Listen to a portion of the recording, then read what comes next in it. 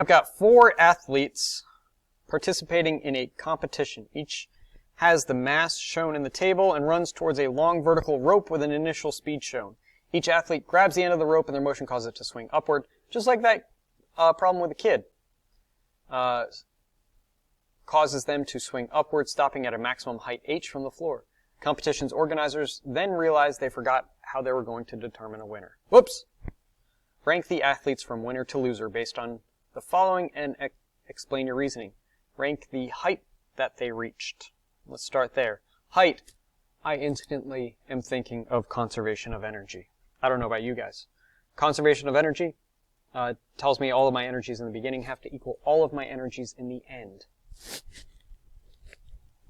Is there any kind of velocities involved? Let's see. Energy in the beginning is going to be kinetic energy.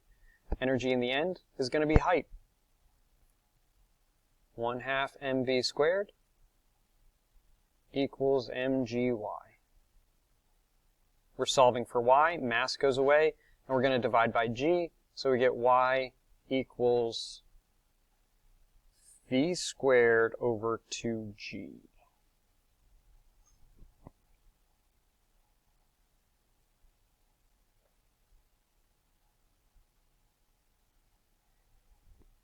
So that tells us the faster you're running, the higher you're going to go. So let's see what's happening. If we take v and we plug it in this equation, we get v squared. For b, we're going to take v and we're going to get v squared. For c, we're going to take 2v and plug it in here, and we're going to get 4v squared. And then the same thing for d. So c and d are both 4v squared. c equals d, which is greater than a equals b.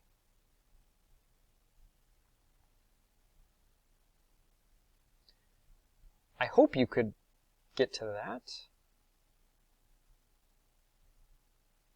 Potential energy each one attains. We know what kind of energies are happening because we analyzed that already. So now we're looking at 1/2 mv squared equals u. So now we're just going to be plugging in this.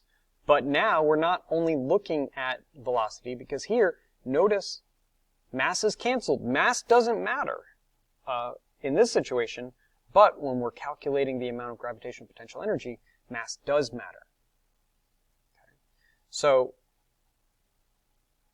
looking at this, for A, let's go ahead. A is going to be 1/2 of m, so it's going to be m over 2, times v squared, which is v,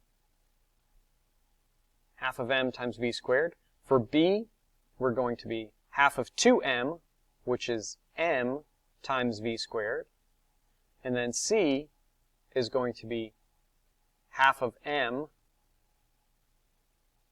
times 2v squared, which is 4v squared. And then D, we have 1/2 of 2m is m times 2v squared, so 4v squared. All right, so we need to figure out ranking of these. And to do that, you can just look at the coefficient. The coefficient of this one is 1/2 times mv squared. The coefficient of this one is 1 times mv squared. Coefficient here is 1/2 of 4, so 2v squared. And the coefficient here is 4v squared. So we have D is greater than C, is greater than B, is greater than A. Now, assuming the length of the rope is at least as long as the height attained, does the length of the rope affect any of the rankings? Explain! No. That's a clown question, bro. There is no mention of rope length in any of these equations. Anywhere. So, no length in equations is how I would explain that.